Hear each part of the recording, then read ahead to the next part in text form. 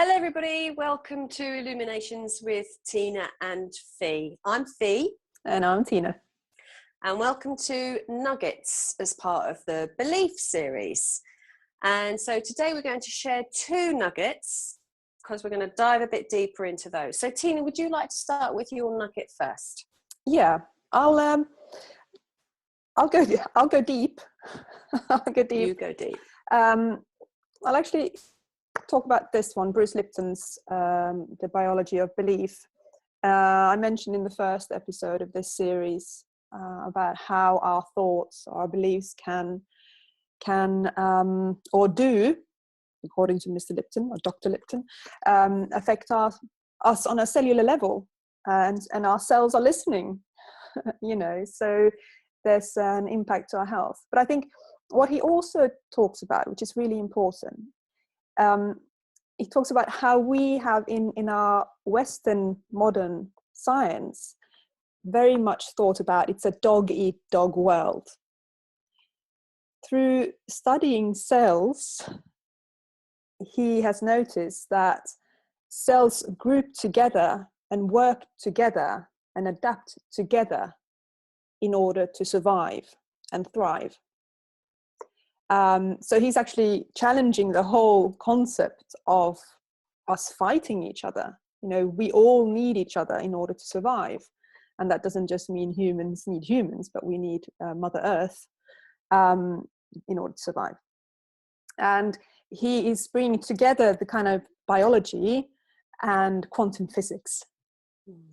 Two worlds who haven't maybe touched each other, or maybe quantum physics have been interested in biology, but biology hasn't been interested in quantum physics, because in biology, you need to be able to touch and matter, okay. Whereas quantum physics is about energy, you can't touch it. So he kind of is bringing those together. So it's a very, very interesting book, and I really recommend it. And that leads me to talking about what we didn't have time to talk about last time, about my allergies. Now, I developed allergies and eczema at a very, very early age that kind of manifested in my body in different ways. And throughout my life, I have believed that, well, this is a fact. I'm allergic, identity level. And I have very much talked about it at an identity level all my life.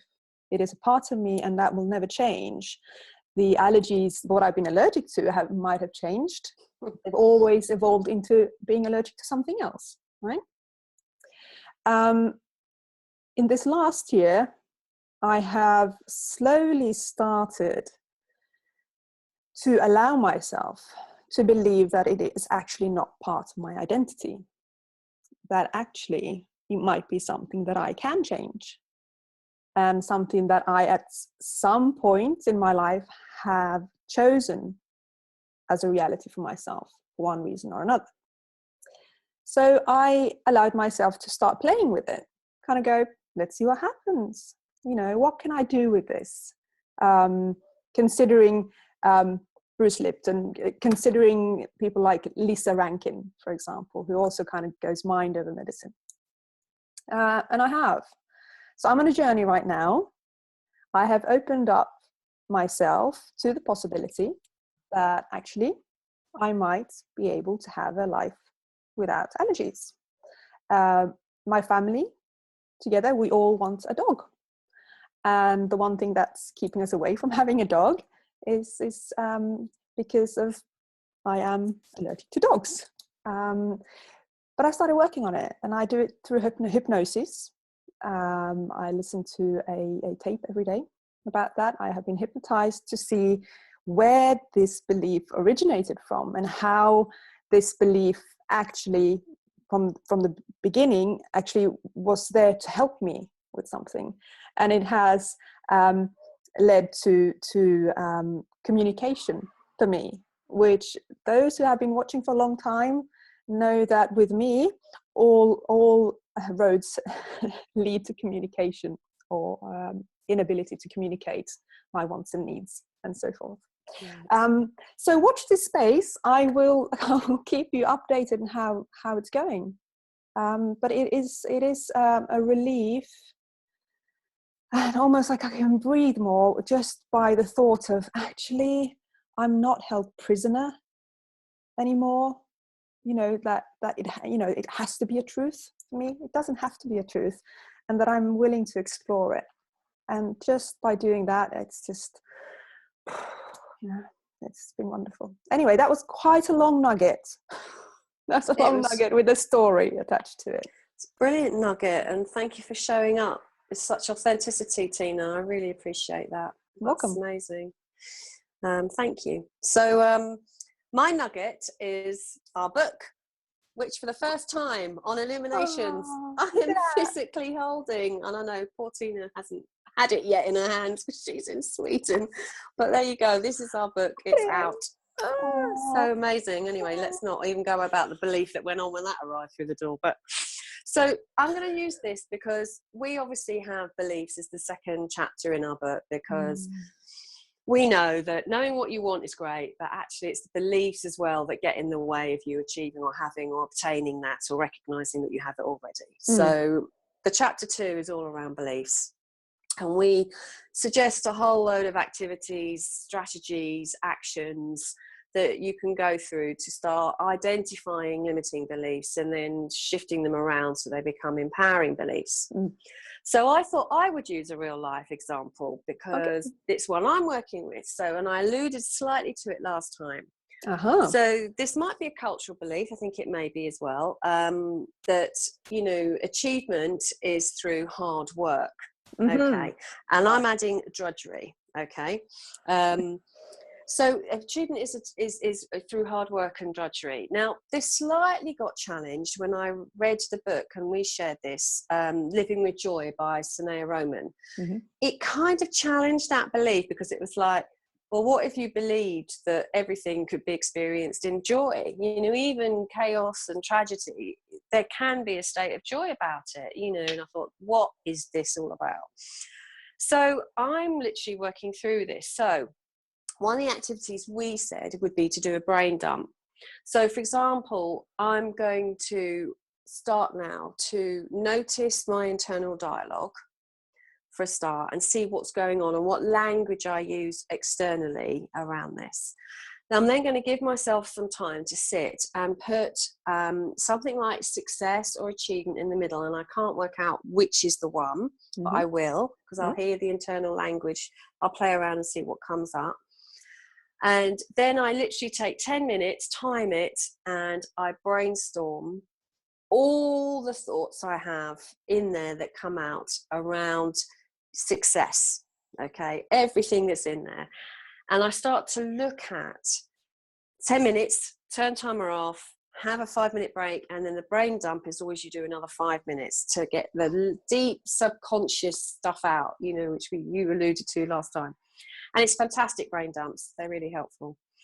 Then what I'll start to do is I'll start to look at what's in there, what patterns might have come up, things I didn't really know that I was thinking, what might be the most powerful ones that are because I'm saying them more often, and maybe choose one or two.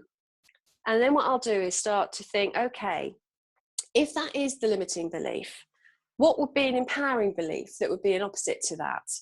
And I think you can do this in two ways. You can either just go for it and go, right, so if it is that I believe that achievement is only through hard work and drudgery, what could I believe instead? And just go straight for it. Or I can nudge around other beliefs connected in that might not be at such a deep level, but actually can bring some change. And I think people can choose. I like to play around with little beliefs and maneuver them around and gradually shift the world around me. That works well for me. Could be a belief, as we know. And then what you do is you then start to look at what might be the language then attached to this new empowering belief. That's really important. I mean, obviously you and I both studied neuro-linguistic programming, and that's what that's all about, is the role of language. You know, what we say out loud, you know, really influences our mind, and it comes from thought. So it's like a cycle. So I start to look at language I would use, and then physiology. So, you know, if I believe that, you know, a success can be achieved through joy, then I'll play around with it. But it's also then looking at physiology. So, you know, things like getting exhausted. So why am I getting exhausted? Because it's that belief that everything has to be hard work. Mm-hmm. So if I had the belief that actually I can have time off and rest, you know, and go and play, then that belief will allow, you know, a new empowering belief will allow that to happen. So that's our book. It's all in there. We explain to you literally stage by stage by stage how to go through that. But that's the process I'm working through with that belief at the moment, because I know it's getting in the way, because I am physically quite tired. And I have a challenge to allow myself time off from work, even though I love what I do and I do what I love. Is that the hard work, you know, it's got to be hard work driving that and not allowing me to have my rest and play. So yeah. I think that's a really, really great example, because I think many people have that belief that it needs to be hard work. Stand up for you, you know. Yeah, So, I don't mean, you know, do it in the all these books that do it in 3 hours, you know, I don't think it's quite that, but I think there's got to be more of a balance. And the limiting belief is probably leading to fear that if I don't work that hard, I won't get clients, you know, I won't get the book out, you know. And actually, if I can get an empowering belief, that can lead to more faith and hope and optimism, you know, which is delightful. So I can go and have a walk down by the sea and enjoy that, knowing that that's okay. You know, it doesn't have to be deserved. It can just happen. And that clients will still come and books will still get written and courses will still get, you know, put online. So yeah. And actually, you know, and actually walking by the seaside might give you lots of brilliant ideas that you might not have had otherwise, you know. Absolutely. So it's a win-win, really. It is. Thank you for sharing that. Thank you, Tiina. So there are 2 nuggets for the Belief series. This has been an amazing series. Yes. Bringing together our thoughts around beliefs, which has been fantastic in understanding. And thank you for my growth in understanding around beliefs because of Bruce's work. And yeah, really amazing real life examples that beliefs, you know, can still get in your way. And I think I will have to say that I think, and this is also for your viewers, I mean, if there's a subject that comes out of this that you think, well, I'd like to know more about that, just let us know, because I'm thinking that we need to have a series on language. And we need to have I want I want, following this, to have a series on language and on conscious and subconscious mind. They play in so much into the beliefs. I think that those need to go on our list, a long list of elimination subjects. So thank you so much, Fi. It's been delightful as always, and I'll see you in the next series. See you in the next series. And if you've enjoyed this episode, please subscribe. We would love to have a bigger community. Please respond to Tiina's request of putting in areas and themes that you would like us to explore. And obviously, share. Please share. Fantastic. Bye. Bye, Tiina.